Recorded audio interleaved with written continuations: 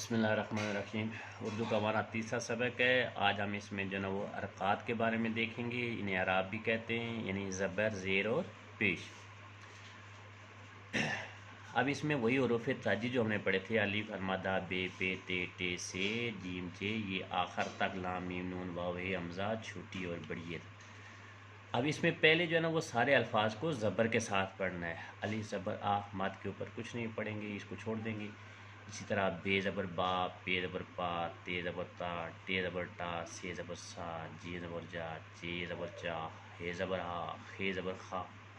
یہ اسی طرح کرتے کرتے آگے آخر یہ تک۔ اس میں تھوڑا سا کنفیوژن ہے، جو بچے جو نا وہ کہیں جو ہے نا وہ جاتے ہیں، ناظرہ پڑھتے ہیں، مسجد مدرسے میں بھی جاتے ہیں، تو وہ شاید تھوڑا سا کنفیوز ہوں گے کہ یہ با، تا، سا۔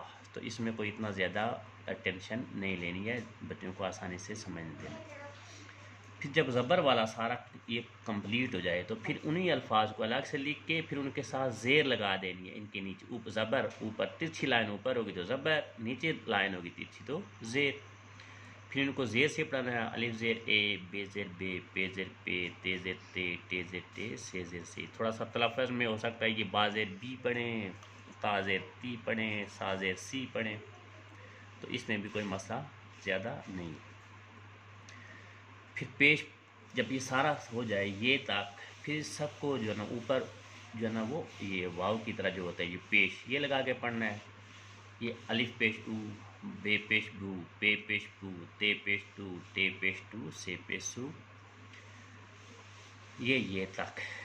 یہ جب تینوں ہو جائیں، یعنی پہلے زبر کے ساتھ، پھر زیر کے ساتھ، پھر پیش کے ساتھ، پھر اس کو مکس اپ کر کے پڑھانا ہے، الگ ایک لفظ کو پھر پڑھائیں۔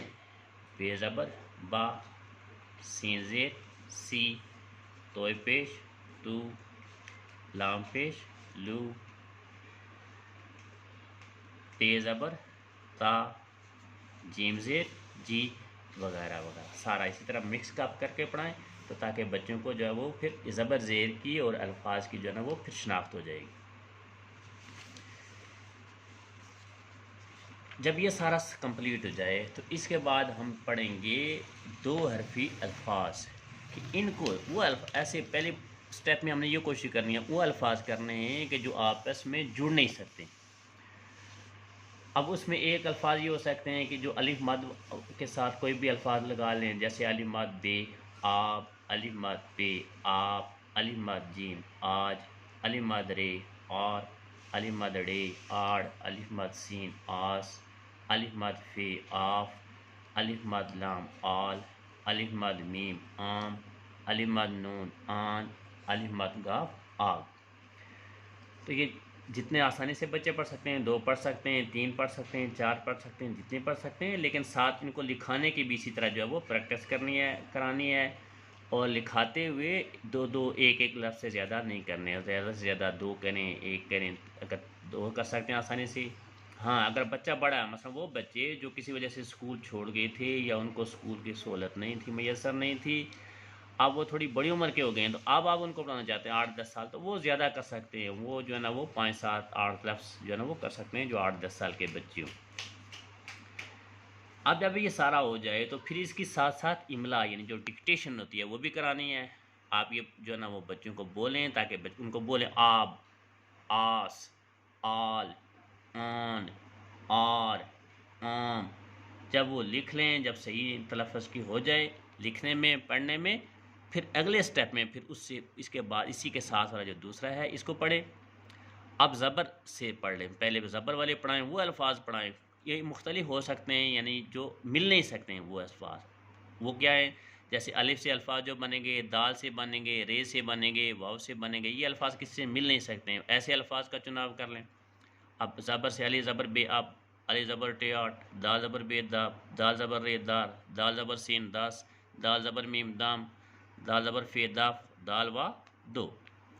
پھر اتنا اگر ہو گیا ایک لائن پڑھائیں، پھر دوسری پڑھائیں، پھر تیسری دالیے دے، رے زبر بے راب، رے زبر جیم راج، رے زبر سین راس، رے زبر نون ران، رے زبر ٹے راٹ، رے زبر فے راف، رے زبر دال رات۔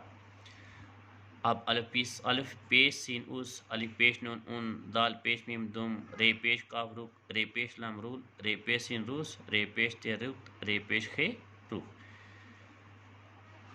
अब जब ये सारा, ये भी इसी तरह थोड़े थोड़े पढ़ाने हैं, दो दो तीन तीन चार चार लफ्ज़ पढ़ाने हैं। जब ये पढ़ जाएं फिर उसकी जो है वो इमला करानी। जब इमला भी क्लियर हो जाए तो इसका मतलब है बच्चे को अब अल्फाज की समझ आ गई। जब आप इस तरह से पढ़ाएंगे तो बच्चे को रट्टे की ज़रूरत नहीं पड़ेगी और बच्चे को अल्फाज की शनाख्त होगी। आपको सारी किताब बच्चे को पढ़ाने की ज़रूरत नहीं पड़ेगी। ये थोड़ा सा इंशाल्लाह 3 4 6 चैप्टर पढ़ेगा तो वो इस पोजीशन में हो जाएगा कि वो अल्फाज, एक अल्फाज अगर किसी दूसरी तीसरी चौथी जगह आता है, 5वें 6ठे सफ़े में भी आता है तो वो उसको समझ लेगा, उसकी शनाख्त कर लेगा, उसको पढ़ सकेगा।